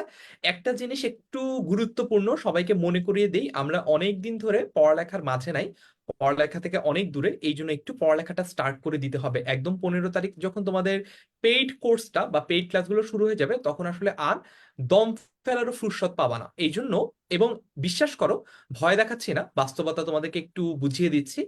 অ্যাডমিশন টেস্টের পড়ার প্রেশার এত বেশি, এটার মধ্যে যখন তুমি একবার ঢুকে যাবা, এখান থেকে কিন্তু বের হয়ে আসার উপায় একমাত্র যখন তখনই পাবে যখন তুমি ভর্তি পরীক্ষায় পাশ করে বের হয়ে আসতে পারবে। মানে ভর্তি পরীক্ষাটা দেওয়া পর্যন্ত কিন্তু ডেইলি বেসিসে তোমাকে হয়তোবা 6, 8, 10, 12 ঘন্টা যার যতটুকু দরকার পরীক্ষায় ভালো করার জন্য ততটুকু সময় প্রতিদিন দিতে হবে। এই কারণে 15 সেপ্টেম্বরের আগ পর্যন্ত যারা পড়ালেখা থেকে হ্যালো, হ্যালো, হ্যাঁ ভাইয়া, শোনা যাচ্ছে অলোকে। হ্যাঁ। সো 15 সেপ্টেম্বরের আগে পর্যন্ত যারা পড়ালেখা থেকে দূরে আছি, অনেক বেশি অনভ্যাসের মধ্যে আছে, একটু পড়ার টেবিলে ফিরে আসি। আমি একটা সাজেশন আমার লাস্ট আরেকটা লাইভে শেয়ার করেছিলাম, সেটা হচ্ছে আমি এরকম সিচুয়েশন হলে যেটা করতাম, আমার বিশ্ববিদ্যালয়ে ইয়ার ফাইনাল পরীক্ষা হতো, তার মানে সারা বছর আসলে তেমন একটা পড়ালেখা করতাম না, দৌড়ঝাঁপের মধ্য দিয়ে আসলে সারা বছরটা কেটে যেত। ইয়ার ফাইনালের আগে যখন একসাথে এক পুরো বছরে সবকিছু একসাথে পড়তে হতো, তখন আমি পড়ার অভ্যাস তৈরি করার জন্য, একটানা অনেকক্ষণ পড়ার অভ্যাস তৈরি করার জন্য প্রথমে গল্পের বই দিয়ে পড়া শুরু করতাম। অর্থাৎ পড়ার টেবিলে আমি বসতাম, বসে গল্পের বই পড়তাম, হয়তোবা 1, 1.5, 2 দিন পরে দেখা যেত যে হ্যাঁ, পড়ার অভ্যাসটা আস্তে আস্তে ফিরে এসেছে, আমি একটানা অনেকক্ষণ পড়তে পারছি। তো এই জিনিসগুলো কিন্তু তোমরা ইমপ্লিমেন্ট করে দেখতে পারো, ইনশাল্লাহ তোমাদেরও সাকসেসফুল হওয়ার সম্ভাবনাটা বেড়ে যাবে। এইবার এতক্ষণ আমরা ওভারঅল ঢাকা বিশ্ববিদ্যালয়ের ইউনিট নিয়ে কথা বলেছি। এই সেগমেন্টটাতে যাওয়ার আগে আরেকটা র্যাপিড ফায়ার রাউন্ডে যেতে চাই, যেহেতু এটা খুব ইন্টারেস্টিং, স্টুডেন্টরাও পছন্দ করছে, কমেন্টেও দেখলাম। এইবারের প্রশ্ন হচ্ছে যে আমরা কে কোন প্রাইমারি টার্গেট নিয়ে পরীক্ষাটা দিয়েছি, অর্থাৎ বি ইউনিটের জন্য ঢাকা বিশ্ববিদ্যালয়ে কি আমাদের প্রাইমারি টার্গেট ছিল? যারা যারা আজকের এই সেশনে আছি, ঢাকা বিশ্ববিদ্যালয়ে যদি প্রাইমারি টার্গেট হয়ে থাকে, তাহলে কোন ইউনিটের জন্য আমরা প্রিপারেশন নিয়েছি? প্রথমে আমরা যাই হচ্ছে দুর্জয়ের কাছে। দুর্জয়, তোর ভাই আমার প্রাইমারি টার্গেট ঢাকা বিশ্ববিদ্যালয় ছিল, প্লাস বি ইউনিটই ছিল, একমাত্র এটাই টার্গেট ছিল। একমাত্র এটাই টার্গেট, কোনো ব্যাকআপ ছিল না? না, শুরুর দিকে কোনো ব্যাকআপ ছিল না। আচ্ছা, ঠিক আছে। So do you recommend this, যে স্টুডেন্টদের কি কি ব্যাকআপ সহ আগানো উচিত নাকি ব্যাকআপ ছাড়া? ডেফিনেটলি ব্যাকআপ সহ আগানো উচিত, এত বড় রিস্ক নেওয়া দরকার নাই ভাই। আচ্ছা, ঠিক আছে, তার মানে তোমরা দুর্জয়ের মতো এত রিস্ক নেওয়া দরকার নেই, কারণ দুর্জয়ের মতো মেধাবী তো আমরা নাও হতে পারি, তাই না? আচ্ছা, তারপর আমরা অভ্র ভাইয়ের কাছে যাই। অভ্র ভাইয়ের মেইন টার্গেট কি ছিল? আমাদের সময় আমি ডি ইউনিট থেকে চান্স পেয়েছি আমাদের সময়। আর আমি আসলে একটা টিমে বিশ্বাস করি সব সময়। এটা এটা আমার সব জবের যত পরীক্ষা আছে সব জায়গায় সেটা হলো, আমি প্রিপারেশন ভালো নিব সব সময়, আমার পরীক্ষা যাতে যেখানে দেয় সেখানে আমি চান্স পাই। এবং আমার টার্গেট ছিল আমাকে একটা ভালো সাবজেক্ট পেতে হবে। আর আমি যেহেতু ঢাকার বাইরে পড়ালেখা করেছিলাম, সো ঢাকা বিশ্ববিদ্যালয়ে পড়া আমার একটা ড্রিম ছিল। সো সেহেতু আমি আমার ওই ড্রিম আসলে আমার ঢাকা ইউনিভার্সিটি ছিল, যেটা হলো সবচেয়ে বড় বিষয়। তো সেই জন্য আমি লাইফে শুরু থেকে ড্রিম ছিল আমি ঢাকা বিশ্ববিদ্যালয়ে পড়বো। সো আমি সবসময় বলি সবাইকে, প্রিপারেশন ভালো নাও, অটোমেটিক পরীক্ষা ভালো হবে। এবং আহ, সব জায়গায় পরীক্ষা দিবা, কারণ তুমি যখন অনেক জায়গায় চান্স পাবা তখন তোমার মধ্যে কনফিডেন্সটা অনেক বেড়ে যাবে। যেমন আমাদের সময় জাহাঙ্গীরনগর ইউনিভার্সিটিতে পরীক্ষা হতো। তো আমাদের সময় জাহাঙ্গীরনগর ইউনিভার্সিটির পরীক্ষাটা আগে হতো। তো ওখানে সাবজেক্ট ওয়াইজ পরীক্ষা হতো, প্রত্যেকটা সাবজেক্ট ওয়াইজ পরীক্ষা হতো আমাদের সময়। তো আমি প্রথম যেটাতে চান্স পেয়েছিলাম সেটা হলো অ্যানথ্রোপোলজিতে, এবং আমি অ্যানথ্রোপোলজিতে ফার্স্ট হয়েছিলাম রিটেন। তো আমার ওইটা আমাকে প্রচুর কনফিডেন্স নিয়ে আসে আমার ভেতরে, যে আমি এটা হয়েছে তার মানে হয়তো সামনের গুলো হবে। তো এই জন্য আমি বলবো যে সব জায়গায় পরীক্ষা দিবা, প্রিপারেশন ভালো নাও, যেখানে সাবজেক্ট ভালো হবে সেখানে তুমি ইনশাল্লাহ টিকে যাবে। অলরাইট, ফারসিম, টার্গেট কি ছিল? আচ্ছা, আমার টার্গেট ছিল বুয়েটের আর্কিটেকচার, আর প্ল্যান বি ছিল হলো আমাদের ঢাকা ইউনিভার্সিটি বি ইউনিট। আমার সময় যদি ডি ইউনিট ছিল, বাট বুয়েটের আর্কিটেকচার যখন হলো না, তখন প্ল্যান বি ওয়ার্ক আউট। তো সবার জন্য বলবো, আর যাই হোক, রিস্ক না নিয়ে প্ল্যান বি রাখা ফরজ। আচ্ছা, তারপর যাই হচ্ছে সুমন ভাইয়ের কাছে। আচ্ছা, আ- আমাদের সময় আমি 2007 and 2008 আমি 4টা বিশ্ববিদ্যালয় থেকে ফর্ম উঠিয়েছিলাম। চট্টগ্রাম বিশ্ববিদ্যালয়, জাহাঙ্গীরনগর বিশ্ববিদ্যালয়, ঢাকা বিশ্ববিদ্যালয়, জগন্নাথ বিশ্ববিদ্যালয়। আমি যেহেতু সায়েন্সের স্টুডেন্ট ছিলাম, সায়েন্স আমি একেবারে টোটালি যখন আমি এইচএসসি সেকেন্ড ইয়ারে পড়ি তখন থেকে স্কিপ করেছিলাম। আমি জানতাম যে আমি ঢাকা বিশ্ববিদ্যালয় বা যে কোনো বিশ্ববিদ্যালয় ডি ইউনিটে ভর্তি পরীক্ষা দিব, সায়েন্স আমি টোটালি মানে ধরবো না। তো একেবারে প্রথম পরীক্ষা ছিল আমাদের চট্টগ্রাম বিশ্ববিদ্যালয়ে। চট্টগ্রাম বিশ্ববিদ্যালয়ে আমি 3টা ইউনিটে পরীক্ষা দিতে পারতাম। 3টা ইউনিট বলতে একটা ছিল মানবিক, ওটাতে হচ্ছে আমি ইংলিশ পেয়েছিলাম। আর তারপর হচ্ছে ছিল ল ফ্যাকাল্টি, ওটাতে ল পেয়েছিলাম। আর আরেকটা ছিল হচ্ছে কমার্সে, ওটাতে ফাইন্যান্স পেয়েছিলাম। অর্থাৎ চট্টগ্রাম বিশ্ববিদ্যালয় তিনটা ইউনিটে আমি চান্স পেয়েছিলাম। পরে পরীক্ষা ছিল জাহাঙ্গীরনগর বিশ্ববিদ্যালয়, টোটাল রিটেন ছিল 100 থেকে 100 রিটেন। ওইটা আমি দুটা ফর্ম উঠিয়েছিলাম, একটা ছিল ইন্টারন্যাশনাল রিলেশন, একটা ছিল ইংলিশ। ফরচুনেটলি এবং আনফরচুনেটলি যেটাই বলি, আমি দুটার মধ্যে একেবারে মারাত্মক ভাবে ফেল করছি। আমি একেবারে একটা তো টিকি নাই, মানে রিটেন ছিল ওই ফলে। এরপরে 3 নাম্বার ছিল ঢাকা বিশ্ববিদ্যালয় ভর্তি পরীক্ষা ডি ইউনিট। ওটাতে হচ্ছে আমার মেরিট ছিল 342তম সায়েন্স থেকে, তখন 550 ছিল। আর এরপরে জগন্নাথ বিশ্ববিদ্যালয় পরীক্ষা, ওইটা আমার আর দেওয়া হয় নাই, যেহেতু আমি ঢাবিতে ভর্তি হয়ে গেছিলাম। তো আমার মনে হয় যে এটা একটা রিস্ক প্রজেক্ট ছিল আমার জন্য। রিস্ক হলো আমার হাতে অনেকগুলো অপশন ছিল, বিকজ চট্টগ্রাম ছিল, জাহাঙ্গীরনগর ছিল, ঢাকা ইউনিভার্সিটি ছিল, হ্যাঁ অনেকগুলো অপশন ছিল। বাট এখন কিন্তু পরীক্ষা দেওয়া যা কম, কারণ জিএসটি তে কিন্তু সবগুলো চলে আসছে। সো আমার মনে হয় যে ওই যে ফার্সিন যে কথাটা বললো, হাতে একটা অপশন রাখাটা বেটার। ফারহান ভাই। অল রাইট, সো সবার কাছ থেকে সবার প্রাইমারি টার্গেটটা জেনে নিলাম। আমার প্রাইমারি টার্গেট মনে হয় স্টুডেন্টদের কাছে কখনোই বলা হয় না। আমার প্রাইমারি টার্গেট ঢাকা ইউনিভার্সিটির আইবিএ ছিল, আর আমার সেকেন্ডারি টার্গেট ছিল বিদেশ চলে যাওয়া। আমার টার্সিয়ারি টার্গেট ছিল হচ্ছে জাহাঙ্গীরনগর বিশ্ববিদ্যালয়। তো আসলে প্রাইমারি সেকেন্ডারি কোনোটাই হয় নাই, আলটিমেটলি টার্সিয়ারি যেটা সেটাই হয়েছে। তো জাহাঙ্গীরনগরে পড়লেও ছাত্র হিসেবে খুব একটা খারাপ ছিলাম না, I can guarantee you that. তো আসলে কেন তারপরও প্রাইমারি টার্গেটে পড়া হয় নাই, সেকেন্ডারি টার্গেটে হয় নাই, এই যে ব্যর্থতার গল্পগুলো তোমাদের সাথে আমরা শেয়ার করতে চাই আমাদের সামনের আপকামিং দিনগুলোতে। কারণ আদারওয়াইজ সবাই সবসময় সাকসেস স্টোরি বলে, কিন্তু আমরা আসলে সবার সেলিব্রেশনটাই দেখি, যেটা সামনে সবাই করে, যে হ্যাঁ সাফল্যের পরে যে উদযাপনটা, এটা আমরা দেখি। কিন্তু ওই সাফল্যের পিছনে যে স্ট্রাগল গুলো, ওই সাফল্যের পিছনে যে ব্যর্থতাগুলো, এগুলো নিয়েও আমরা কথা বলবো, যাতে তোমরা সবসময় মোটিভেটেড থাকো। কখনোই যাতে একটা জায়গায় হোঁচট খেলা, সে হোঁচট খাওয়াটা যাতে তোমাদের থেমে যাওয়ার কারণ না হয়, এটা নিয়ে আমরা পুরো অ্যাডমিশন সিজনে কিন্তু কাজ করবো, আমাদের পুরো টিচার প্যানেল। এইবার তোমাদের অনেকের কাছ থেকে প্রশ্ন পেলাম যে ভাইয়া আমাদের এই কোর্সটা শুরু হবে কবে, এবং এখানে আসলে কি পড়ানো হবে, কিভাবে পড়ানো হবে। চলো এটা নিয়ে একটু শর্টে তোমাদেরকে ডেসক্রাইব করি, তারপর লাস্টে একটা কিউএনএ সেশন দিয়ে আমরা আজকে সেশনটা শেষ করব। সো আমরা এতক্ষণ ঢাকা বিশ্ববিদ্যালয়ের বি ইউনিট নিয়ে কথা বলেছি। ঢাকা বিশ্ববিদ্যালয়ের বি ইউনিটে বেসিক্যালি তিনটা মাত্র সাবজেক্ট পড়তে হয়, বাংলা, ইংলিশ আর জেনারেল নলেজ। তো বাংলা, ইংলিশ আর জেনারেল নলেজের উপরই এমসিকিউ পরীক্ষা হয়, সিকিউ পরীক্ষা হয়। সেটা নিয়ে অলরেডি তোমাদেরকে বিস্তারিত ফারসিম ভাইয়া আর দুর্জয় ভাইয়া বলেছে। এখন আমি তোমাদেরকে বলি আমরা কোন কোর্সে তোমাদেরকে এই সকল জিনিসপত্র পড়াবো। আমাদের কোর্সটার নাম হচ্ছে B unit Dhaka varsity admission course 2024, অর্থাৎ তোমাদের ব্যাচ যেটা, সেটার নামে কিন্তু কোর্সটা। এখন কোর্সে ভর্তি হবো কিভাবে? মনে করো তুমি গুগল ক্রোম অথবা মজিলা ফায়ারফক্স অথবা UC browser, Opera Mini, Edge, Safari, যে কোনো একটা ব্রাউজার ইউজ করো। ব্রাউজারের উপর একটা অ্যাড্রেস বার থাকে, অ্যাড্রেস বারে গিয়ে লিখবা 10ms.com। 10 এ তো 10, এম এ হয় হচ্ছে মিনিট, আর এস এ হয় স্কুল, এভাবে মনে রাখবা। 10ms.com লিখলে তুমি চলে যাবে হচ্ছে আমাদের 10ms.com লিখে একটা এন্টার প্রেস করতে হবে।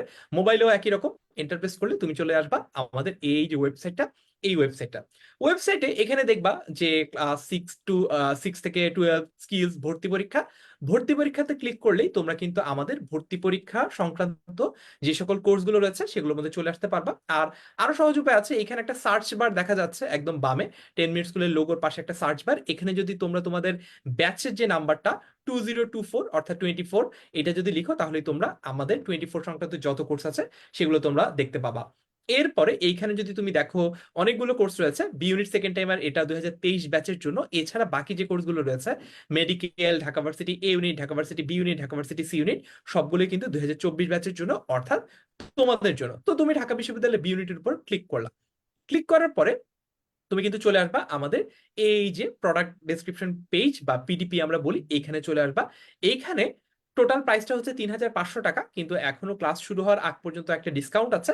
ডিসকাউন্টে তোমরা ভর্তি হতে পারো 2750 টাকায়। তো ভর্তি হওয়ার জন্য তোমরা কোর্সটি কিনুন এই বাটনটাতে ক্লিক করবা। বাটনটাতে ক্লিক করে সামনের দিকে যাবা, তারপর হচ্ছে এখানে নিচে একটা গ্রিন বাটন আছে শুরু করুন, এইখানে ক্লিক করবা। ক্লিক করার পরে কিন্তু তোমরা যে কোনো পেমেন্ট গেটওয়ে দিয়ে, বিকাশ, নগদ অথবা যে কোনো ব্যাংক দিয়ে তোমরা পে করতে পারবা, এবং তোমরা দ্রুততম সময়ের মধ্যে আমাদের কোর্সে ক্লাস শুরু করে দিতে পারবা। সো এভাবে খুব সহজেই তোমরা ঢাকা বিশ্ববিদ্যালয়ে তোমাদের যে জার্নিটা, সেই জার্নিটা আমাদের সাথে শুরু করতে পারবা। এবং ইনশাল্লাহ আমরা তোমাদেরকে কথা দিচ্ছি, এই যে তোমাদের হাত আমরা একবার ধরলাম, এই হাত আর ছাড়াছাড়ি হবে না। বিশ্ববিদ্যালয়ে তোমাকে ইনশাল্লাহ চান্স পাইয়েই ছাড়বো। এবং গত বছর আমার মনে আছে আমরা প্রায় 8 থেকে 9 মাস ক্লাস পরীক্ষা নিয়েছি। অ্যাডমিশন টেস্ট যেহেতু অনেকগুলো অ্যাডমিশন টেস্ট হয়েছে, কিছু পরীক্ষা বিশেষত গুচ্ছ যে ভর্তি পরীক্ষাটা ছিল, গুচ্ছ জিএসটি যে বিশ্ববিদ্যালয় ভর্তি পরীক্ষাটা, এটা রমজান মাসের পরে চলে গিয়েছিল। এই জন্য আরো 2 মাস এক্সট্রা আমরা কিন্তু ক্লাস পরীক্ষার ব্যবস্থা করেছিলাম। তোমাদের জন্য একই কথা প্রযোজ্য।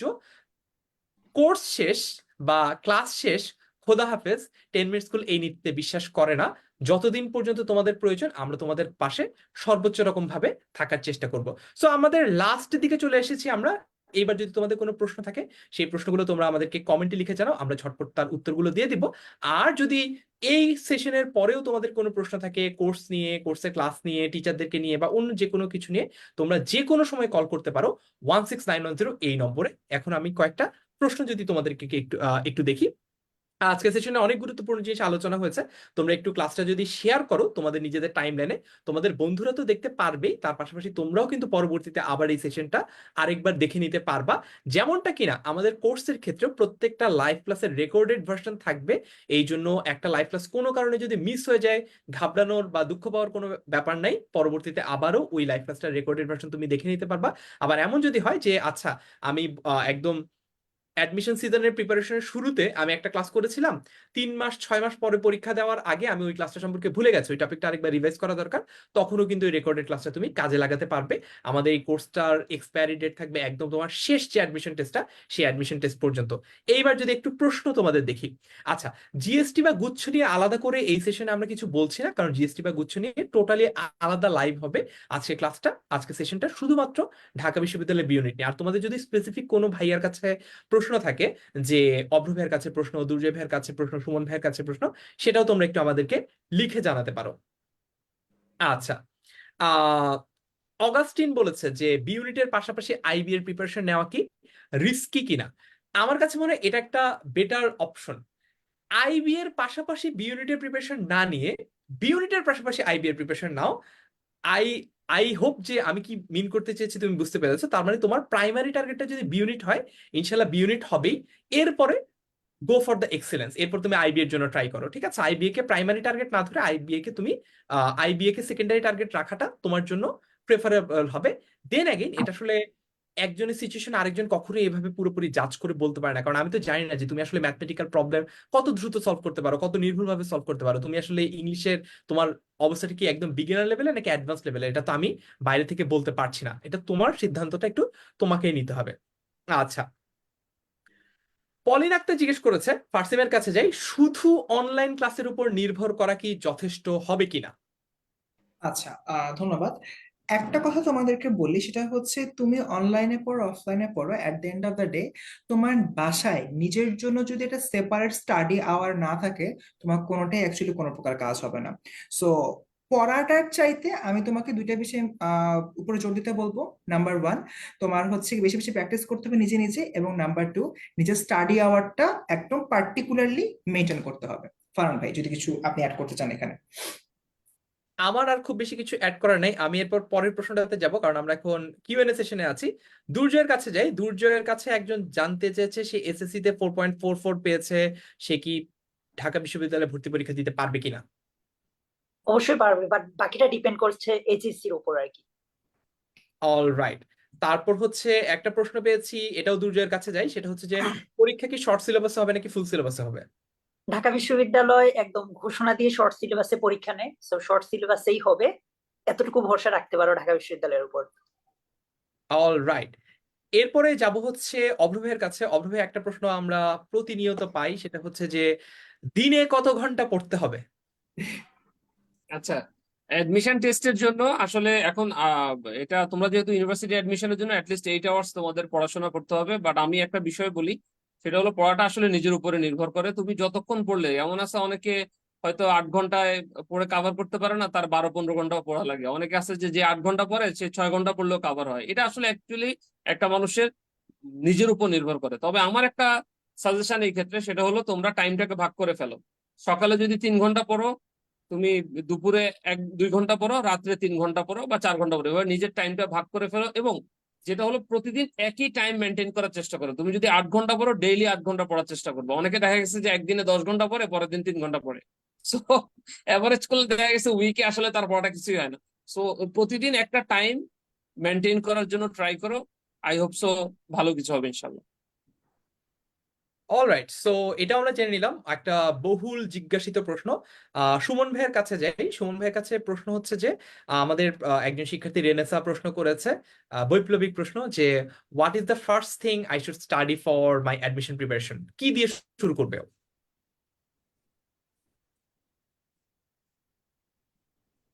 আচ্ছা, একজন স্টুডেন্টের যে কোনো মানে ক্ষেত্রে সে যদি আইএলটিএস পরীক্ষা দেয়, সে যদি জিআরই পরীক্ষা দেয়, সে যদি বিসিএস পরীক্ষা দেয়, সে যদি এডমিশন টেস্ট পরীক্ষা দেয়, যে কোনো ক্ষেত্রে তার ওই পার্সপেক্টিভের বিগত বছরের প্রশ্নগুলো দিয়ে শুরু করা উচিত। কেন? উদাহরণস্বরূপ আমরা যদি ঢাকা বিশ্ববিদ্যালয়ের বিগত 5 বছরের একটা কোশ্চেন ব্যাংক দিয়ে শুরু করি, তাহলে আমার একটা ধারণা আসবে যে ইংলিশ কোন কোন টপিক থেকে প্রশ্ন আসে, বাংলা কোন কোন টপিক থেকে প্রশ্ন আসে, জিকে কোন কোন টপিক থেকে প্রশ্ন আসে, এবং আমার কিভাবে ওই টপিকগুলোর উপরে প্রিপারেশন নেওয়া উচিত। অবশ্যই যে কোনো স্টুডেন্টের তার মানে কোশ্চেন ব্যাংক দিয়ে শুরু করতে হবে, এটা ছাড়া অন্য কোনো অপশন নাই। কারণ ভাই, অলরাইট, তার মানে আমরা কিন্তু মোটামুটি তোমাদের বেশিরভাগ প্রশ্নই জেনে নিলাম। সময় স্বল্পতার জন্য হয়তো আজকে সবার প্রশ্নের উত্তর সরাসরি দেওয়ার সুযোগ হচ্ছে না, কিন্তু তোমাদের কাছে স্টিল একটা অপশন আছে, সেটা হচ্ছে আমাদের এই লাইভটা শেয়ার করে ক্যাপশনে যদি তোমরা তোমাদের প্রশ্নটা লিখে জানাও, আমরা কিন্তু কমেন্টে গিয়ে তোমাদের পরবর্তীতে উত্তরটা দিয়ে দেবো। তো যারা লাইভটা আগে শেয়ার করো নাই, এখনো শেয়ার করে দিতে পারো, যাতে পরবর্তীতে আমাদের সাথে তোমাদের এই যোগাযোগটা থাকে। আমি সবার কাছ থেকে বিদায় নিব। বিদায় নেওয়ার আগে সবাই যদি আহ শেষ কথা হিসেবে কিছু বলতে চাই, প্রথমে ফার্সিমের কাছে, তারপর দুর্জয়, তারপর অভ্র ভাই, তারপর সুমন ভাই। সো ফার্স্টে আজকে বিদায় লগ্নে কি বলা যায়? বিদায় লগ্নে একটা পার্টিকুলার প্রশ্নের অ্যান্সার আমি দিতে চাই। সেটা হচ্ছে, একজন বলতেছিল যে ভাইয়া কোন কোন টপিক গুরুত্বপূর্ণ। হ্যাঁ, টপিক গুরুত্বপূর্ণ, একটা ইম্পর্টেন্ট থিং। বাট তুমি যখন ইনিশিয়ালি প্রিপারেশন নেওয়া শুরু করবে, তোমার টার্গেট থাকবে বইয়ের সবকিছুই আমি পড়বো, কারণ অ্যাডমিশনে বলা যায় না বইয়ের কোথা থেকে প্রশ্ন আসবে। তো wish you all the very best. আমাদের সাথে থাকলে ইনশাল্লাহ বইয়ের সবকিছুই আমাদের কাছ থেকে পড়তে পারবে, শিখতে পারবে, জানতে পারবে। তারপর যাব হচ্ছে দুর্জয়ের কাছে। দুর্জয়, আমি একটু সহজ করে দিই টাস্কটা, সেটা হচ্ছে make up promise to the students, যে আমাদের বি ইউনিটের এই কোর্সটাতে ভর্তি হলে হাউ উইল ইউ সার্ভ, একটা প্রমিস, যে আমি ওকে, প্রতিজ্ঞা করছি যে আমি স্টুডেন্টদের জন্য এইটা করবই করব। স্টুডেন্টদের কাছে একটা ভীতির জায়গা থাকে ইংলিশটা। আমি এতটুকু প্রমিস করতে পারি, ইংলিশটা, overall English plus specially English রিটেনের যে ভয়টা আছে, এটা ইনশাল্লাহ থাকবে না যদি আমাদের গাইডলাইন ফলো করে পুরো করছে। আচ্ছা, তারপর হচ্ছে অভ্র ভাইয়ের কাছে যাব। স্টুডেন্টদের কাছে অভ্র ভাইয়ের প্রমিস কি এই কোর্সে যারা ভর্তি হবে তাদের জন্য? আমি একটা কথা বিশ্বাস করি যে স্বপ্ন দেখতে হবে লাইফ, জীবনে যে কোনো অবস্থায় স্বপ্ন দেখতে হবে। স্বপ্ন দেখতে টাকা লাগে না, স্বপ্ন দেখতে লাগে আনন্দ, স্বপ্ন দেখতে লাগে মনের সাহস। স্বপ্ন দেখো, তোমার এসএসসি এবং এইচএসসি রেজাল্ট তুমি আর চেঞ্জ করতে পারবে না। রেজাল্ট যাই হোক, তুমি টিকবা নাকি টিকবা না, সিজিপিএ যাই হোক, তুমি ঝাঁপায় পড়ার চেষ্টা করো। কম জিপিএ নিয়ে চান্স পাওয়া, এটা এক অদ্ভুত আনন্দ আছে।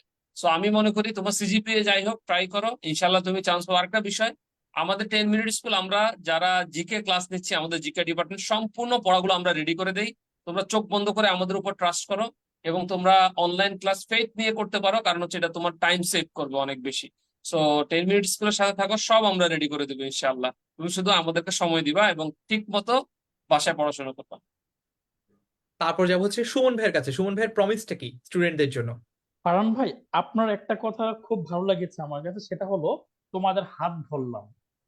খুবই ভালো লাগলো এই সেন্টেন্সটা, হাত ধরলাম। এইটা, এটা কতটুকু মিন করে আসলে, আর যে আমরা ছাত্রদেরকে কতটুকু ওন করি। তাছাড়া আমার আরেকটা কথা, সেটা হলো এখানে যারা আমরা পড়াচ্ছি, লিস্ট, হ্যাঁ, একদম ছোট যে বাচ্চাটি নাইম দুর্য, সেও কিন্তু 4 বছর ধরে পড়ায়। তো এটা কিন্তু মানে এখানে এক্সপিরিয়েন্স সবাই আমরা, অভ্রবায়া থেকে শুরু করে সবাই কিন্তু লিস্ট আমরা 4 ইয়ার্স 5 ইয়ার্স ধরে পড়াই। তো সবাই কিন্তু, যেহেতু আমরা এক্সপিরিয়েন্স, আশাই করতে পারি যে তারা ভালো কিছু পাবে। আর তাদেরকে আমি লাস্ট যে সেন্টেন্সটা বলতে চাই, তারা সবাই কিন্তু বিপ্লবী। তারা যেমন দফা এক দাবি এক নিয়ে যেভাবে কাজ করেছে, আমিও চাই যে পড়াশোনার ক্ষেত্রেও তাদের একটা দফা থাকবে, একটাই দাবি থাকবে, বিশ্ববিদ্যালয়ে চান্স পেতেই হবে। ফারহান সাকিব ভাই। ইনশাল্লাহ। তো সবার কাছ থেকে আলাদা আলাদা করে প্রমিস গুলো আমি জেনে নিলাম। আমার ব্যাপারে প্রমিস দেওয়ার চেয়ে আমি একটা তোমাদেরকে রেফারেন্স দেখাতে চাই। আমাদের একটা গ্রুপ আছে, ইউনিভার্সিটি অ্যাডমিশন হেল্পলাইন, HSC 24। তো এই গ্রুপটাতে আমরা গত বছর HSC 23 ব্যাচের শিক্ষার্থীদের অ্যাডমিশন প্রিপারেশনের জন্য পড়িয়েছি। এই গ্রুপে সার্চ বারে গিয়ে আমার নাম লিখে সার্চ করবা, অথবা অভ্রবের নাম লিখে সার্চ করতে পারো। তোমরা তখন বুঝতে পারবা যে আসলে আমরা কথায় না কাজে বিশ্বাসী, এই জন্য আলাদা করে কোনো প্রমিস দিচ্ছি না, তোমরা নিজেরা যাবা এই গ্রুপটাতে যাবা, আবারও নামটা বলি, university admission helpline HSC 24 batch. এই গ্রুপে গিয়ে আমার নাম লিখে সার্চ দাও প্রথমে, অথবা স্ক্রল ডাউন করো, নিচে গিয়ে দেখো গত বছরের স্টুডেন্টদেরকে আমরা কিভাবে সার্ভিস দিয়েছি, কত দিন পর্যন্ত সার্ভিস দিয়েছি, এবং যখন একটা স্টুডেন্ট চান্স পায় নাই তখন তার অনুভূতিটা কেমন ছিল, বা যারা চান্স পেয়েছে তাদের অনুভূতিটা কেমন ছিল, সবকিছুরই একদম সচিত্র যে প্রামাণ্য যে দলিল, সেটা তোমরা নিজেরাই ওই গ্রুপে গিয়ে দেখতে পারবা। সো এই গ্রুপটাতেও জয়েন করে ফেলতে পারো। সো সবাইকে অনেক অনেক ধন্যবাদ জানিয়ে আজকের মতো আমরা এখানেই বিদায় নিতে চাই। তবে আজকেই বিদায় নিচ্ছি, সামনে যখন তোমাদের ক্লাস নেওয়া শুরু করবো তখন কিন্তু আর কোনো ছাড়াছাড়ি হবে না। 15 সেপ্টেম্বর থেকে ইনশাল্লাহ আমাদের এই কোর্সের অফিসিয়াল জার্নি পেইড ক্লাসটা শুরু হবে। তবে তার আগে আমরা বেশ কিছু ওরিয়েন্টেশন লাইভের প্ল্যান করেছি। ওরিয়েন্টেশন লাইভের যে রুটিনগুলো, সেগুলো সময় এবং টপিক সহ আমরা আমাদের 10 মিনিট স্কুলের পেজ, 10 মিনিট স্কুলের গ্রুপ, সব জায়গায় আমরা সার্কুলেট করে দিব, তোমরা দেখে নিতে পারবা। অর্থাৎ তোমাদের এই যে জার্নিটা, সেই জার্নিটা স্মুথ করার জন্য সব রকম প্রচেষ্টাই কিন্তু আমরা করছি। ইনশাল্লাহ তোমাদের সাথে আমাদের দেখা হবে। তবে একটা কথা একটু বলে নেই, তুমি আর আমরা, আমাদের মধ্যে সম্পর্কটা হচ্ছে শিক্ষক এবং শিক্ষার্থী। তোমরা যদি এই পেইড কোর্সটাতে ভর্তি নাও হও, তারপরে তোমরা আমাদের শিক্ষার্থী। তার মানে এই না যে তোমাদের তোমাদের একটা হেল্প লাগবে, বা তোমার একটা সাজেশন লাগবে, একটা মেন্টরশিপ লাগবে, একটা প্রশ্ন আছে তোমার মাথায়, সেই প্রশ্নটার উত্তর আমরা দিব না, এটা হতে পারে না। তার মানে তোমাদের যদি ইচ্ছা হয়, তোমাদের যদি ভালো মনে হয়, তোমাদের যদি আমাদের উপর আস্থা থাকে, তাহলে ঢাকা বিশ্ববিদ্যালয়ে বি ইউনিট এইচএসসি 2024 ব্যাচের জন্য আমাদের যে পেইড কোর্সটা, এটাতে ভর্তি হতে পারো। আর যদি আর্থিক অসঙ্গতি বা অন্য যে কোনো কারণেই হোক, তুমি যদি ভর্তি নাও হতে চাও, you are welcome to do that.